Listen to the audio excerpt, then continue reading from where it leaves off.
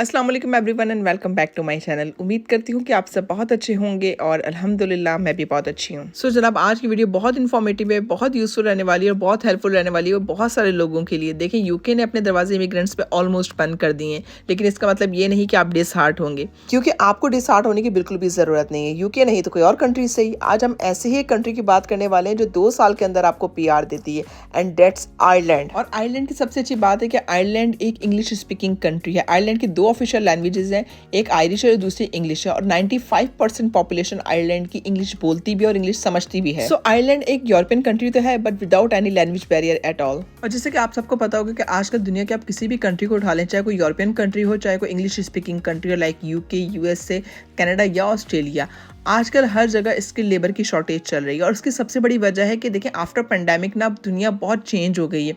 ज़्यादातर दुनिया चली गई है ऑनलाइन वर्क के ऊपर। कुछ लोगों ने अपना साइड बिजनेस शुरू कर दिया है ऑनलाइन, लाइक ई-कॉमर्स स्टोर खोल लिया, कुछ लोगों ने अमेजोन का काम शुरू कर दिया, कुछ लोगों ने फ्रीलांसिंग का काम शुरू कर दिया, कुछ लोगों ने लैंग्वेजेस सीख ली कंप्यूटर की, कुछ लोगों ने कोडिंग सीख ली है, कुछ लोगों ने इवन यूट्यूब पे चैनल बना लिया और इससे अपना साइड बिजनेस कर रहे हैं, यहाँ से अर्निंग कर रहे हैं। सो इससे क्या हुआ है कि जिन लोगों ने साइड बिजनेस शुरू करे हुए हैं, उन्होंने या तो परमानेंट जॉब छोड़ दी है या तो फिर पार्ट टाइम जॉब पे शिफ्ट हो गए। So due to these reason almost दुनिया के हर कंट्री के अंदर ना स्किल्ड वर्कर की ना शॉर्टेज हो चुकी है, और जिसके लिए वो फिर अब्रॉड से लोग हायर करते हैं। सो आयरलैंड को भी ना यही प्रॉब्लम्स अब फेस करना पड़ी है। वैसे तो आयरलैंड जाने के बहुत से तरीके हैं और बहुत सी कैटेगरीज है वहाँ जाने के लिए, लेकिन जिसके ऊपर हम आज बात करें वो है CSEP, that's critical skills employment permit. So आज हम बात करेंगे इसी वीज़ा कैटेगरी के ऊपर कि वीज़ा कैटेगरी है क्या, कौन कौन एलिजिबल है इसके लिए, आप कैसे अप्लाई कर सकते हैं, आपको क्या फ़ायदे होंगे अप्लाई करने के लिए, और कौन कौन सी जॉब इस वीज़ा कैटेगरी के अंदर अवेलेबल हैं। आपने बस करना ये है कि इस व्लॉग को पूरा देखना है। अगर आपको अच्छा लगता है तो आपने लाइक, शेयर एंड कमेंट ज़रूर करना है। मैं जितना भी हार्ड वर्क करती हूँ, जितनी भी रिसर्च करती हूँ, यकीन माने मैं अपना 100% देने की कोशिश करती हूँ, ताकि आप में से किसी अगर एक को भी बेनिफिट हो जाता है मेरी वजह से, तो मेरा मकसद पूरा हो जाता है। बस आपका सपोर्ट मुझे चाहिए। सो अगर आपने मेरा चैनल सब्सक्राइब नहीं किया तो आपने सब्सक्राइब भी करना है और बेल आइकन के बटन को प्रेस भी करना है। Thank you so much. So जनाब, क्रिटिकल स्किल्स एम्प्लॉयमेंट परमिट का ओल्ड नेम था green card type employment permit, लेकिन अब CSEP ही इसे कहा जाता है कॉमनली। और CSEP स्पेशली डिजाइन किया गया उन तमाम लोगों के लिए जो हाईली स्किल्ड होते हैं। आयरलैंड की गवर्नमेंट चाहती है कि जो लोग बहुत स्किलफुल हैं और जो बहुत ज़्यादा कॉम्पिटेंट हो वो उनकी कंट्री में आए, उनकी कंट्री में काम करें, और इसके बदले वो उनको ऑफर करती है residence permit in the shortest possible time. So अगर आप बात की जाए वो कौन से लोग हैं जो हाईली स्किल्ड कहलाते हैं या हाईली कॉम्पिटेंट कहलाते हैं इस वीजा कैटेगरी के लिए। सो प्रोफेशंस लाइक IT प्रोफेशनल हो गए, आपके पास इंजीनियर्स हो गए, टेक्नोलॉजिस्ट हो गए, टीचर्स हो गए, डॉक्टर्स हो गए, नर्सिस हो गए। ये वो तमाम प्रोफेशन है जिसकी आयरलैंड के अंदर बहुत ज़्यादा डिमांड है, बहुत ज़्यादा इनको स्किलफुल समझा जाता है। आयरलैंड की गवर्नमेंट इनको बहुत ज़्यादा अप्रिशिएट करती है क्योंकि ये डायरेक्टली इकोनॉमी में कंट्रीब्यूट करते हैं आयरलैंड की। इसके अलावा इसकी सिग्निफिकेंट आयरलैंड के अंदर शॉर्टेज है। वैसे इन प्रोफेशंस के अलावा और भी प्रोफेशंस हैं जो CSEP लिस्ट के अंदर इंक्लूडेड है, वो आपको वीडियो के एंड में मैं दिखाऊंगी। लेकिन यहाँ मैं आपको बताती चलूँ कि CSP वीज़ा 2 साल के लिए वैलिड होता है। 2 साल के एंड होने पे आपको PR ऑफर कर दी जाती है। अब अगर बात की जाए कि इस वीज़े के लिए कौन कौन एलिजिबल है, क्या इसका एलिजिबिलिटी क्राइटेरिया है। देखें, CSEP जो है ना वो एक job offer based work permit है। इसका मतलब है कि आपके पास वैलिड जॉब ऑफर होना चाहिए अगर आप इस वीज़ा कैटेगरी के लिए अप्लाई करना चाहते हैं। यहाँ पे हम स्पॉन्सरशिप की बात नहीं करें, हम सिर्फ जॉब ऑफर लेटर की बात करें कि कोई आपको कहे कि ठीक है हम अपनी कंपनी में आपको जॉब देना चाहते हैं। सो पहला एलिजिबिलिटी क्राइटेरिया तो यही हो गया कि आपके पास वैलिड जॉब ऑफर लेटर होना चाहिए। दूसरा क्राइटेरिया ये है कि आपको minimum 32,000 euro annual salary offer की जाए अगर आप शॉर्ट ऑक्यूपेशन लिस्ट के अंदर से अप्लाई कर रहे हैं, और आपके पास रेलेवेंट डिग्री और रेलेवेंट क्वालिफिकेशन होना चाहिए जिस पोस्ट के लिए आप अप्लाई कर रहे हैं। एंड जस्ट सपोज अगर आप मिडवाइफ के लिए अप्लाई करें, नर्स की जॉब के लिए अप्लाई करें, टीचिंग की फील्ड के लिए अप्लाई करें, तो आपके पास रेलेवेंट डिग्री के साथ साथ रेलेवेंट डिप्लोमा भी होना चाहिए, सर्टिफिकेशन होनी चाहिए जो नेसेसरी है उस पोस्ट को अप्लाई करने के लिए। नेक्स्ट एलिजिबिलिटी क्राइटेरिया ये है कि ऑल दोज ऑक्यूपेशन जिनकी मिनिमम सैलरी जो है वो 64,000 यूरो एनुअली होती है, आपको मेक श्योर करना है कि वो occupation in eligible list of occupation for employment permit ना आता हो, ना ही वो पब्लिक इंटरेस्ट के बिल्कुल अपोजिट हो। और 64,000 यूरो अगर कोई आपको ऑफर करता है तो इसके लिए ये जरूरी नहीं है कि आपके पास कोई ऐसी डिग्री हो या फिर क्वालिफिकेशन हो, लेकिन आपके पास नेसेसरी एक्सपीरियंस होना जरूरी है। नेक्स्ट एलिजिबिलिटी क्राइटेरिया ये है कि जो कोई भी आपको जॉब ऑफर करेगा उसको एटलीस्ट 2 इयर्स के लिए आपको जॉब ऑफर करनी होगी।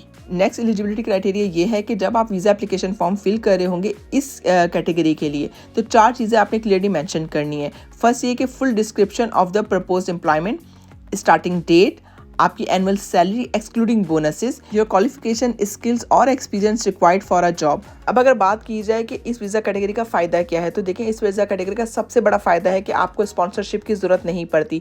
आप जब कभी भी किसी भी कंट्री के लिए अप्लाई करते हैं तो आपको अक्सर जॉब तो मिल जाती है, लेकिन अगला कहता है कि हम आपको स्पॉन्सर नहीं करेंगे।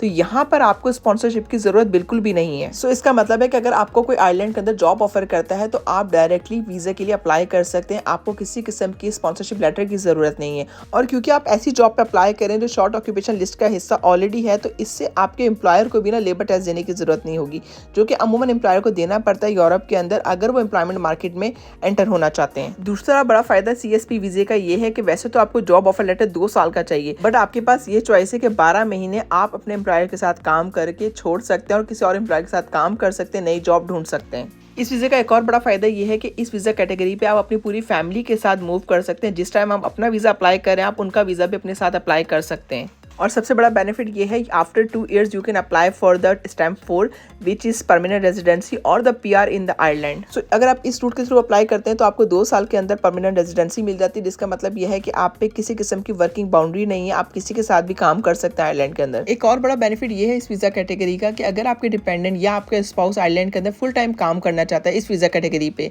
आपके साथ जाकर, तो वो भी फुल टाइम काम कर सकते हैं, उनके ऊपर किसी किस्म की रिस्ट्रिक्शन नहीं होगी। अच्छा, यह जॉब ऑफर लेटर से रिलेटेड मुझे एक बात याद आई है जो मैंने कहा कि यहाँ मेंशन करती चलूँ। जैसे कि मैंने बताया कि 2 साल का जॉब ऑफर लेटर होना ज़रूरी है, लेकिन ये भी ज़रूरी है कि आपका एम्प्लॉयर आपको डायरेक्टली हायर करे, इसके अंदर जॉब एजेंसीज और जो रिक्रूटमेंट एजेंसीज होती हैं वो इन्वॉल्व ना हो। अब अगर बात की जाए एप्लीकेशन के प्रोसेस की, तो एप्लीकेशन प्रोसेस जो आपने स्टार्ट करना है वो अपनी ज्वाइनिंग डेट से कम 12 वीक्स पहले करना है। और ये ड्यूअल एप्लीकेशन प्रोसेस है, इसका मतलब है कि आप भी अप्लाई कर सकते हैं और आपका एम्प्लॉयर भी अप्लाई कर सकता है अगर वो करना चाहे। आपने बस करना ये है कि अपने रेलेवेंट डॉक्यूमेंट्स लेके ऑनलाइन अप्लाई करना है using the system of employment permit online system which is called EPOS।